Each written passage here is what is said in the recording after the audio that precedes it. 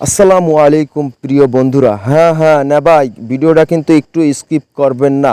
একটা জরুরি বার্তা। আমি আছি মোরেলগঞ্জ বাজার থেকে যুক্ত আছি। বাগেরহাট জেলায় ছোট্ট একটা শহর আছে, পৌরসভা মোরেলগঞ্জ বাজার।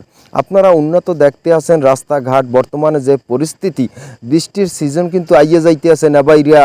কি যে বাজারে পরিস্থিতি হবে আমি এইটা চিন্তা করতে আছি। তো এইটা কি উন্নত হবে না? অবশ্যই হবে। তাই শেয়ার করে সবাইকে জানিয়ে দিন দেখার জন্য।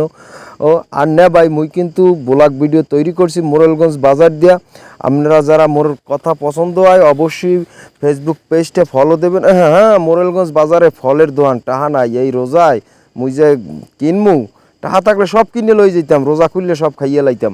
সবাই পাশে থাকবেন এবং সবাইকে জানিয়ে দেবেন।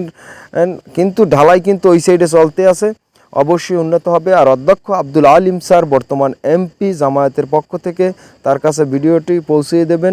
মোরেলগঞ্জ শহরটা যেন উন্নত হয় এবং রায়েন্দা শরণখোলাও যেন উন্নত হয়। মগো এই দুইটা জায়গা কিন্তু হেভি স্পেশালি এবং আমাদের একটা শহর অবশ্যই উন্নত হওয়া দরকার।